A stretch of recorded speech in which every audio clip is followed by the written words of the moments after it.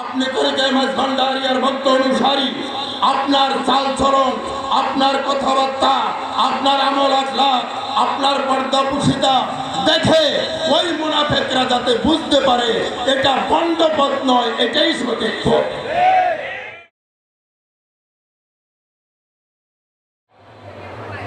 Boundary কেবলা কাবার আজকে গোসল শরীফ, ঠিক না বেটি? এই বাউন্ডারি কেবলা কাবা উনি কি নামাজ পড়ছে কিনা? হযরত কেবলা আলম শাহ আহমদুল্লাহ মাঝভান্ডারি কেবলা কাবা নামাজ পড়েছে কিনা? বাবা মুঈনুদ্দিন আহমদ আল হাসানি কেবলা কাবা তিনি নামাজ পড়ছেন কিনা? বাবা সাইফুদ্দিন আহমদ আল হাসানি কেবলা কাবা তিনি নামাজ পড়েছে কিনা? নামাজ পড়ে না, নামাজের ইমামতি করে, ঠিক না বেটি? নামাজ পড়ে না ইমামতি করে? বলেন না, নামাজ পড়ে না ইমামতি করে? ইমামতি করে না মানে অন্যদেরকে নামাজ পড়ায়, ভক্তদেরকে নামাজ পড়ায়।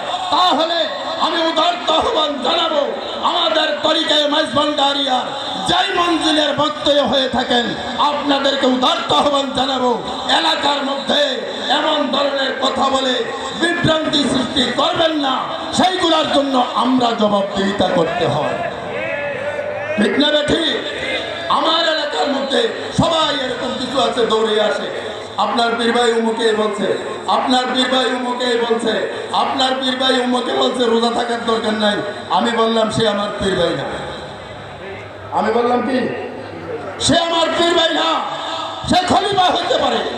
খলিফা গাউসুল আজম রাজাপুরী কেবলা কাবা এমন একজন ব্যক্তি হয়েছেন, গাউসুল আজম মাঝভান্ডারির গোলামি করে আল্লাহ তাআলার কাছে যা চেয়েছেন তাই হয়েছে, ঠিক না বেটি? এরকম অসংখ্য খলিফা এই দরবার থেকে বাইর হয়ে গিয়ে অসংখ্য ভক্ত মুরিদান নিয়ে তারা তরিকতের কাজ করে যাচ্ছে, ঠিক না বেটি? না কোনো আমাদের মতো উল্টাপাল্টা কথা বলছে, আমাদের মতো উল্টাপাল্টা কথা বলছে।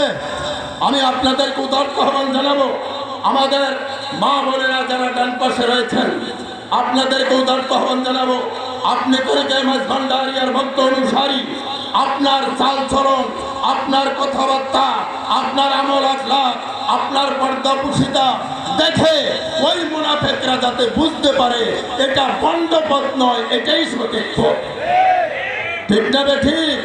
আপনারা রাজি আছেন? মা বোনেরা রাজি আছেন কিনা? হাত উঠান। আলহামদুলিল্লাহ, আল্লাহ কবুল করুন, সকলে বলুন আমিন।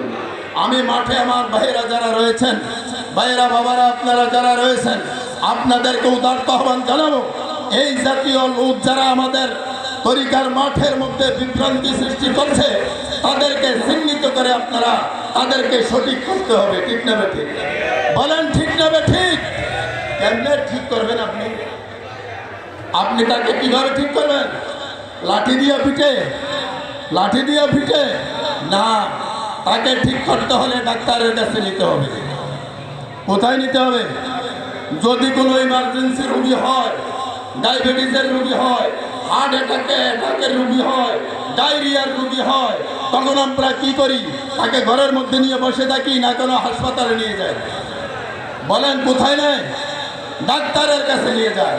আমাদের তরিকাপন্থী এমন যদি কোনো পাই থাকে তাহলে বুঝতে হবে সে অসুস্থ। সে কি অসুস্থ? তাকে সুস্থ করার জন্য কোথায় নিতে হবে? বলেন কোথায় নিতে হবে? ডাক্তারের কাছে নিতে হবে। এই ডাক্তার কোন doctor? MBBS, FCBS, BCS, gynae না, তাকে নিতে হবে তরিকার খলিফা যিনি আছেন। যদি কোনো একজন রোগী চট্টগ্রামে চিকিৎসা না হয়, ফটিকছড়িতে না হয়, তাকে চট্টগ্রামে নেয়। চট্টগ্রামে যদি না হয় তাকে ঢাকাতে নেয়। ঢাকাতে যদি না হয় দেশের বাহিরে নেয়, ঠিক না বেঠিক? বলেন ঠিক না বেঠিক?